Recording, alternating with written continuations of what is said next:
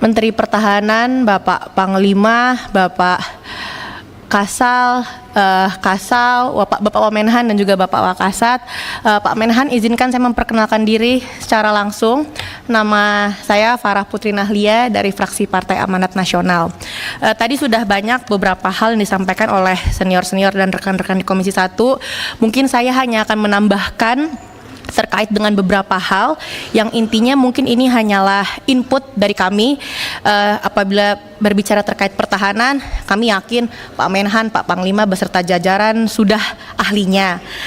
Yang pertama terkait dengan swasembada pertahanan. Kami kira ini sangat penting. Apabila kita mempunyai pertahanan yang kuat dan mandiri, tentu ini akan mempunyai efek domino untuk meningkatkan kemajuan ekonomi dan juga menarik investasi kita di dalam negeri. Berbicara terkait dengan anggaran pertahanan Indonesia ini masuk dalam jajaran 25 negara yang anggaran pertahanannya itu di bawah 1% dari PDB. Kemudian juga lebih dari 50% anggaran kita itu, anggaran pertahanan dihabiskan untuk biaya personel, koreksi apabila saya salah, kemudian juga sekitar 30% dialokasikan untuk pembelian peralatan pertahanan. Oleh karena itu, apabila kita ingin melakukan swasembada pertahanan, apa langkah-langkah dari Pak Kemhan, dari Pak Menhan selaku Menhan yang baru agar kedepannya kita ini bisa mandiri.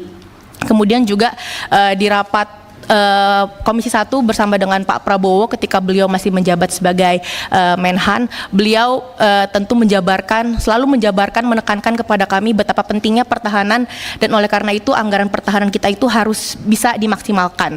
Dijelaskan oleh beliau, saya masih ingat betul bahwa apabila kita ini berperang, peluru kita ini hanya cukup untuk 4 hari.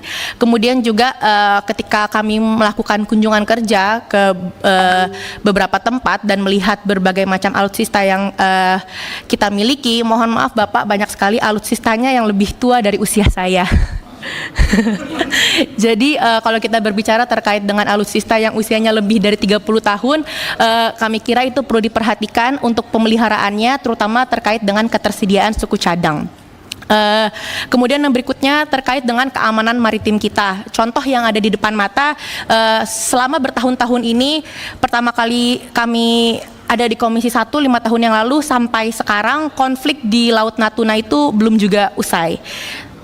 Di awal Oktober yang lalu beberapa kali kapal asing masuk ke perairan Natuna, dan kalau kita berbicara fakta, sebanyak 80% perdagangan di dunia ini ditransportasikan melalui laut, sehingga seiring berjalannya waktu dan juga kemajuan zaman, tentu tantangan di laut ini semakin bermacam-macam jenisnya. Kemudian juga berbicara terkait dengan keamanan maritim, kami juga izin menggarisbawahi terkait dengan penyelundupan, yang mana salah satunya ini adalah penyelundupan narkoba, yang mana narkoba ini memang banyak yang masuk melalui jalur laut. Hal ini tentu saja perlu diatensi Bapak. Kami kira bagaimana caranya agar kita bisa menghentikan pengedaran narkoba dari jalur laut ini, sehingga upaya-upaya apa yang bisa dilakukan agar kedepannya kita bisa menekan narkoba yang tentu saja ini sangat tidak baik untuk masa depan dan moral anak-anak bangsa.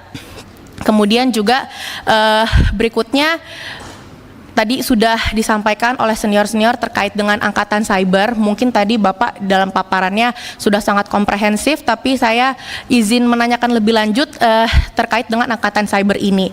Sekarang kita ada di era proxy war yang menggunakan cyber sebagai senjata utama. Dalam paparan Bapak, tadi sudah disebutkan ada angkatan darat, angkatan laut, dan juga angkatan udara. Nah, yang banyak ditanyakan oleh masyarakat, kemarin juga kami melakukan raker dengan Lemhanas, dengan Wantanas, banyak dari kami yang menanyakan terkait dengan wacana dari angkatan cyber itu sendiri. Tanggapan dari Pak Menhan bagaimana? Apakah urgensinya itu penting untuk sekarang ini?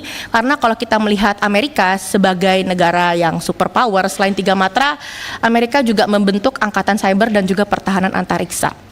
Nah, untuk Indonesia, kita lihat beberapa tahun belakangan ini banyak sekali kebocoran-kebocoran data yang terjadi. Misalnya kemarin Pusat Data Nasional kita diretas, kemudian beberapa website dari kementerian dan lembaga itu juga diretas, yang tiba-tiba websitenya berubah menjadi, mohon maaf, website judul dan lain sebagainya. Kemudian juga kita berkaca dari pengalaman negara lain. Di Estonia tahun 2007, negaranya sempat lumpuh akibat serangan cyber. Ini dampaknya tentu dahsyat akibat pusat listrik nasional di negara tersebut diretas sehingga mengakibatkan kekacauan seperti penjarahan, putusnya transportasi dan sebagainya. Jangan sampai ke depannya ini terjadi pada Indonesia. Jadi kami kira kita harus betul-betul waspada, dan pertanyaannya itu sejauh mana program yang dikembangkan oleh Kemhan menanggapi urgensi pembentukan angkatan cyber itu tersendiri. Kemudian yang terakhir, izin pimpinan, ini banyak masukan dari masyarakat itu adalah terkait dengan pengungsi Rohingya, khususnya yang masuk lewat Aceh. Mohon Pak Menhan, Pak Panglima, Pak Kasal ini dijadikan atensi karena ini merupakan bagian dari kedaulatan negara.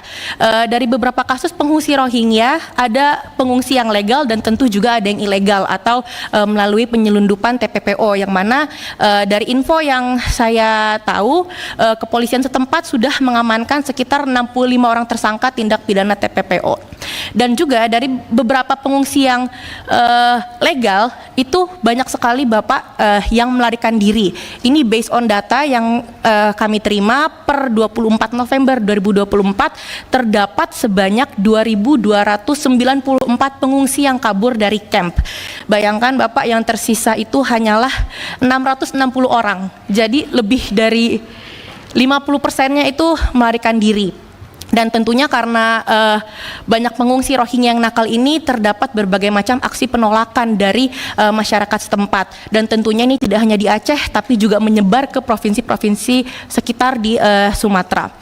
Jadi bagaimana tanggapan Bapak dan juga mungkin Pak Panglima terkait masalah ini? Apa yang bisa kita lakukan? Karena kami kira Kemhan maupun TNI juga punya peran penting untuk mengamankan pengungsi Rohingya. Dan mungkin kalau saya sedikit boleh memberikan masukan untuk Bapak Kasal, kalau bisa kapal TNI menghalau pengungsi yang bandel Pak di perairan internasional, karena yang kami pahami kan Indonesia itu bukan negara penandatangan konvensi pengungsi. Mungkin tanggapannya dari Pak Menhan, Pak Panglima dan jajaran. Sekian, terima kasih banyak. Wassalamualaikum warahmatullahi wabarakatuh.